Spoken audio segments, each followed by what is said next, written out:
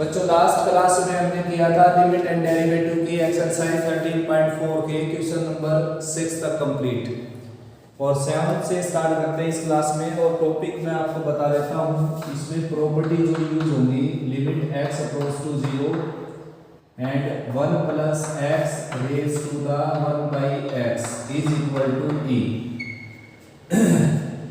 या फिर limit x approach to 0 logarithmic of 1 plus x whole raised to the 1 by x, और last में आ जाएगा log e यानी कि 1। और next property limit x approach to 0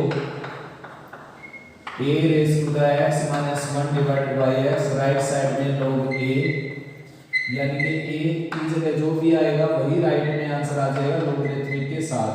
limit x approach to 0 e raised to the x minus 1 divided by x, और right में आ जाएगा log e यानी कि 1। ठीक है ना। तो ये प्रॉपर्टी यूज होगी बेटा, बिल्कुल सिंपल है और काफी इंपॉर्टेंट भी है साथ साथ। तो ऐसा क्यों है, देखो इसका एक्सपेंशन मैं आपको दे चुका, यानी कि इसका डेरिवेशन मैं आपको दे चुका। इसमें क्या है बच्चों की, अगर आप यहाँ पर 0 पुट करते हैं तो इंडिटरमिनेट फॉर्म बनती है, तो इसलिए इसके एक्सपेंशन से हमने देखा कि एक्सपेंड करने के बाद इसमें हम 1 बाई एक्स पावर को एक्सपेंड किया हमने बाइनोमियल एक्सपेंशन का यूज करके। तो लास्ट में जब लिमिट पुट की कैंसिलेशन के बाद, तो ये पाया कि ये e का एक एक्सपेंशन बढ़ गया और आंसर क्या आ गया उसका e। तो ठीक है, से इसमें दोनों तरफ लोगरिथमिक लेने से ये आ जाएगा। इसमें a raise to the x को आप लोग पुट कर सकते हो, ठीक है ना। तो और a की जगह e पुट करने से ये आ गया। चाहे तो आप इसमें एल ले सकते हो। देखो a की पावर x का डेरिवेटिव आ जाएगा, a की पावर x एक्सपोनेंशियल का डेरिवेटिव करते हैं तो ऐसे नहीं करते कि पावर सामने, वैसे डेरिवेटिव का जो मेन रूल है वो ये है बेटा, पावर सामने आएगी, पावर में से 1 सब्ट्रैक्ट हो जाएगा और बेस का दोबारा से डेरिवेटिव होगा। लेकिन एक्सपोनेंशियल एक ऐसा फंक्शन है जो इस कंडीशन को ब्रेक कर देता है। कौन सी कंडीशन को, जो मेन काम है डेरिवेटिव का, वो काम है कि पावर सामने, पावर में से 1 सब्ट्रैक्ट। लेकिन ये रूल एक्सपोनेंशियल के ऊपर नहीं लगेगा। एक्सपोनेंशियल का डेरिवेटिव आपने करना है तो एक बार तो एज इट इज रहेगा, यानी कि काफी स्ट्रॉन्ग फंक्शन है। पहली या थोड़ी अगर इसके ऊपर लगाएंगे तो वो एज इट इज रहेगा, वापस अपने पास आएगी वो। अब क्या है, divide and rule, divide and rule का यूज करेंगे इसमें हम, यानी कि बेस के साथ लोगरिथमिक लगा देंगे और पावर का कर देंगे डेरिवेटिव।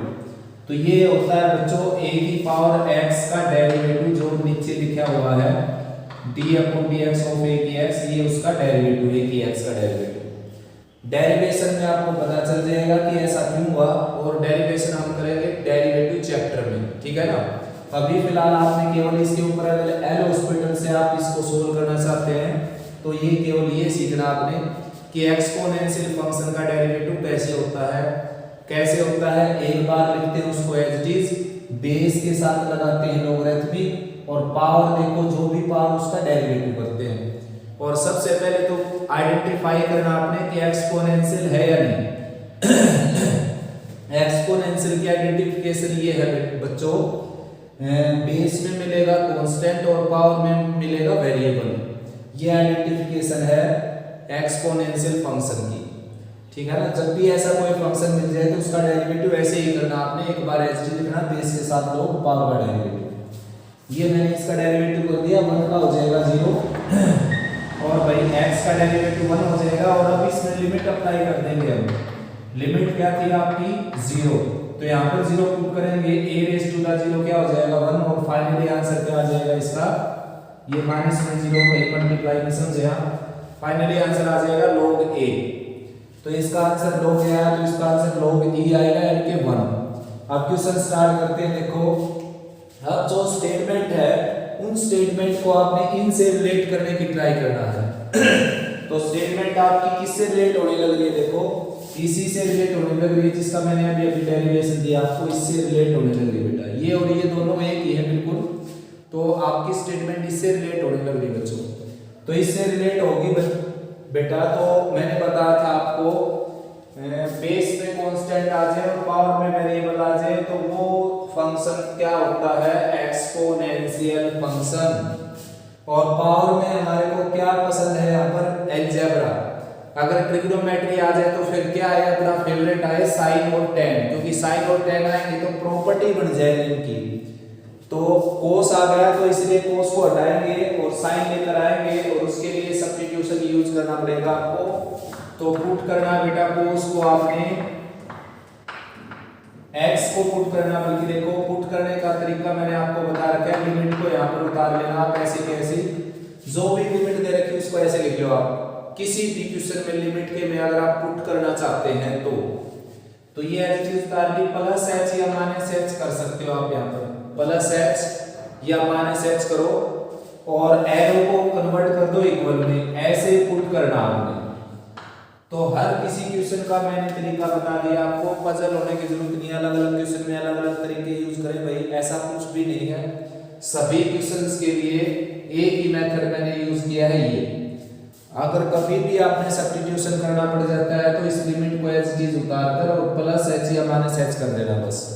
सब्स्टिट्यूशन क्यों किया हमने, बात ये है सोचने की, सब्स्टिट्यूशन इसलिए किया बेटा, रीजन ये है इसके पीछे कि अगर मैं यहाँ पर लिमिट अप्लाई कर देता हूँ, π/2 cos π/2 होता है 0, तो 2 की पावर 0 क्या हो गया 1 और 1 माइनस 1 क्या हो गया 0, अपर पार्ट में आ गया 0।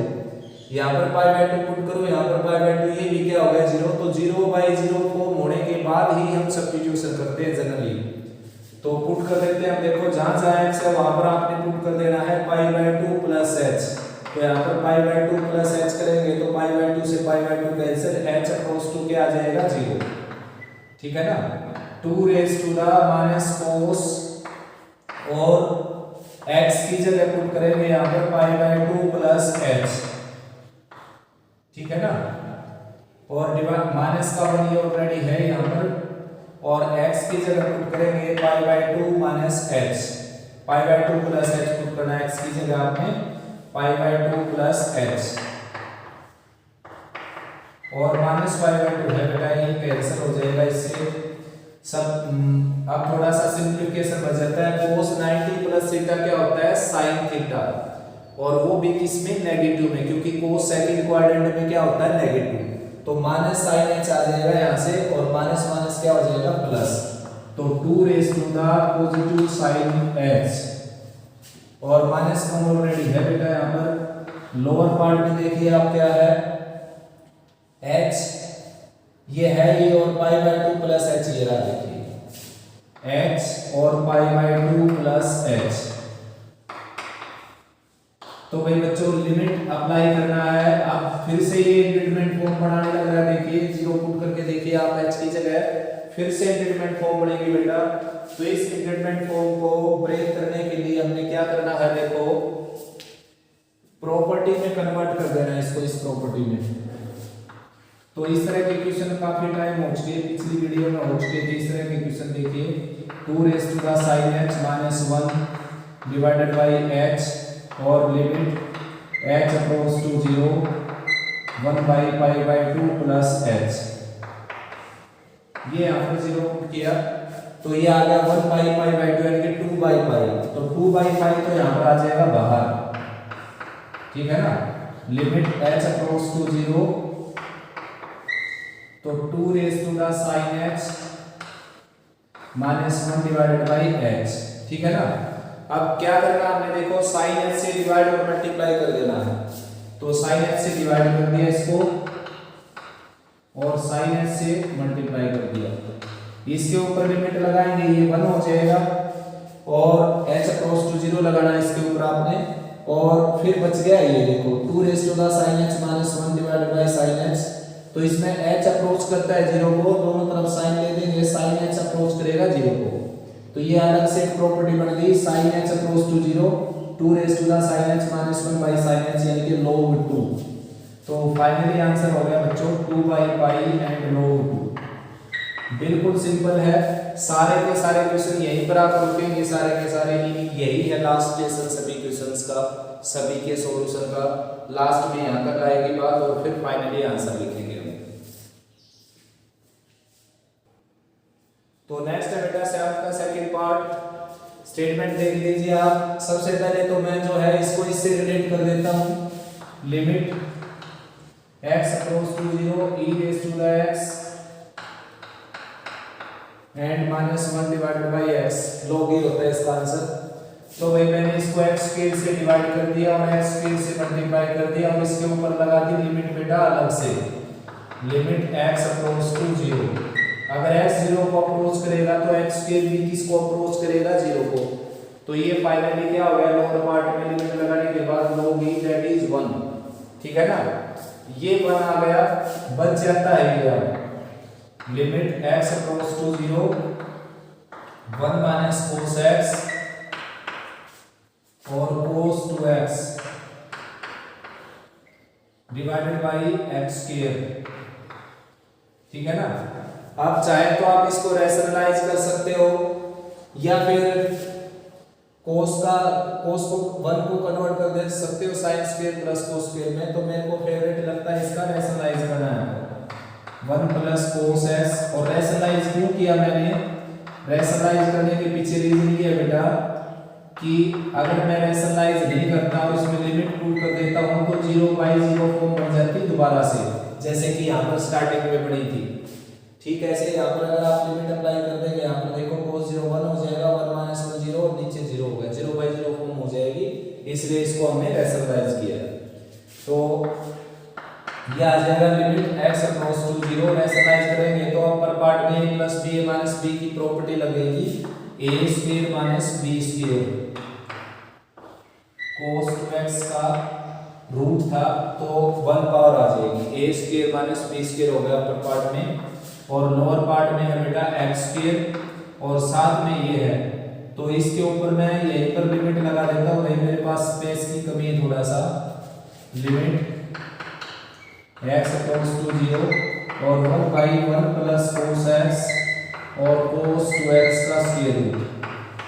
तो यहाँ पर बेटा 0 पुट करेंगे, cos 0 1 हो जाएगा, cos 0 1 हो जाएगा, 1 प्लस 1 2 हो जाएगा, 1/2 आ जाएगा ये। तो 1/2 बाहर निकल जाएगा इससे, ठीक है ना। 1/2 बाहर निकल गया इससे, लिमिट x अप्रोच टू 0।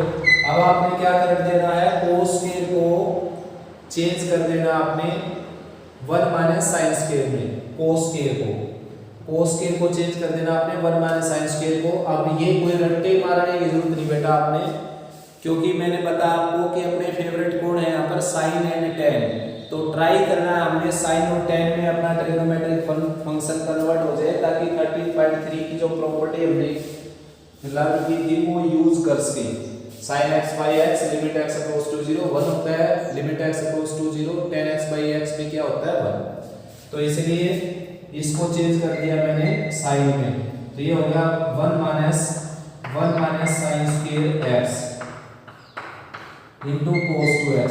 अगर आप चाहें तो ये भी साइन में कन्वर्ट हो सकता है, देखो इसको साइन में कन्वर्ट कर सकते हो आप, इसको लिख सकते हो cos square minus sin square, या लिख सकते हो 1 माइनस 2 sin स्क्वायर भी लिखा जा सकता है cos 2x को। बहुत सारे मेथड है इसके बाद इस क्वेश्चन के, तो उनमें से मैंने ये यूज किया कि जो cos स्क्वायर था उसको मैंने 1 माइनस sin स्क्वायर में कन्वर्ट कर दिया भाई, और x स्क्वायर लोअर पार्ट में है और इसका मैंने रिजल्ट निकाल ही दिया। अब उसके बाद बेटा cos 2x की इसके साथ मल्टीप्लाई करनी है आपने, cos 2x की इसके साथ करनी है और साथ में माइनस भी अंदर ले जाता हूं मैं, 1 माइनस cos 2x और प्लस में sin square x and cos 2x। और जो ये लोअर पार्ट में x स्क्वायर था ना, ये x स्क्वायर इसके नीचे अलग से आ जाएगा, इसके नीचे अलग से आ जाएगा। और 1/2 किसके साथ है, 1/2 कंप्लीट के साथ है यहाँ, ठीक है ना 1/2 इस पूरे के साथ है। तो 1/2 लिमिट x अप्रोच टू 0 और 1 माइनस cos 2x का फार्मूला लग जाएगा 2 sin स्क्वायर x और डिवाइडेड बाय x स्क्वायर है ही, और प्लस यहाँ पर limit x approach to 0 sin square x by x square and इसके साथ लिमिट अलग से लगाएंगे, limit x approach to 0 cos 2x। तो भाई sin x बाई x का स्क्वायर आ जाएगा ये, और लिमिट स्क्वायर के अंदर चली जाएगी, और यहाँ पर 2 जो है वो बाहर निकल आएगा बेटा इससे, 2 बाहर निकल गया और ये sin x बाई एक्स का स्क्वायर हो गया और लिमिट इसके अंदर चली गई। ठीक है ना, तो ये 1 हो गया, ये भी 1 हो गया और ये भी 1 हो गया। तो 2 प्लस 1 क्या हो गया अंदर 3 और बाहर क्या चला हुआ है 2, तो आंसर आ जाएगा फाइनली 3/2। तो नेक्स्ट बच्चों 7th का थर्ड पार्ट बिल्कुल सेम क्वेश्चन जो अभी हमने करवाया था। 1 ऐड और 1 सब्ट्रैक्ट कर लेते हैं, लिमिट का फेस बन जाएगा बिल्कुल। अभी ऐसा क्यों किया मैंने, देखो पहली बात ये है कि अगर इसमें लिमिट अप्लाई करता हूं तो 0/0 फॉर्म पड़ जाती है ये, तो तब भी जब भी 0/0 फॉर्म पड़ जाती है बेटा उसको सोल्व करने की जरूरत है आपको। तो वो सोल्व करने के लिए आप कोई भी अरेंजमेंट कर सकते हो, या हॉस्पिटल सब्स्टिट्यूशन, क्रॉस मल्टीप्लिकेशन की बजाय रैशनलाइजिंग, फैक्टराइजेशन और सम प्रॉपर्टीज। तो प्रॉपर्टीज का यूज करने के लिए मैंने इसमें क्या किया, 1 ऐड और 1 सब्ट्रैक्ट कर दिया। देखो e⁻x² minus cos x plus 1 minus 1 और x² एज इट इज। तो limit x approach to 0 e⁻x² minus 1 and plus 1 minus cos x और डिवाइडेड बाई x²। ठीक है ना, होल डिवाइडेड बाई x²। अब लिमिट जो है वो अलग अलग के साथ लग जाएगी। देखो यहाँ पर लिमिट अलग लग जाएगी, लिमिट x अप्रोच टू 0 और यहाँ पर अलग लग जाएगी। अब देखो अगर x 0 को अप्रोच करता है तो x² भी किसको अप्रोच करेगा 0 को, तो ये क्या आ जाएगा फाइनली log e आ जाएगा इनटू 1। ठीक है ना, प्लस का साइन। और भाई इसमें अगर लिमिट अप्लाई करते हैं तो 0/0 फॉर्म बन जाती है, इसलिए इसको सिंपलीफाई करने की जरूरत है। Limit x approach to 0 1 minus cos x का फार्मूला लग जाएगा 2 sin² x/2। ठीक है ना, और लोअर पार्ट में x² है ही। अब इसको 4 से डिवाइड कर दिया हमने, 4 से मल्टीप्लाई कर दिया, तो ये जो है 2/4 था 1/2 ये बाहर निकल जाएगा, 1 प्लस 1/2 और limit x approach to 0 sin x/2 divided by x/2। ठीक है ना, और कंप्लीट का स्केल लगा दिया मैंने इसको, और लिमिट स्केल के अंदर चली जाती है बेटा। और x अगर 0 को अप्रोच करेगा तो x/2 भी किसको अप्रोच करेगा 0 को। 2 से इधर डिवाइड किया, 2 से इधर डिवाइड किया, ऐसा समझ लीजिए। तो ये 1 हो गया और 1 का स्केल क्या आ जाएगा 1, और 1 प्लस 1/2 आप जानते हो क्या आ जाएगा 3/2। ये ही इसका आंसर आ जाएगा फाइनल, जैसे इससे प्रीवियस पार्ट का था।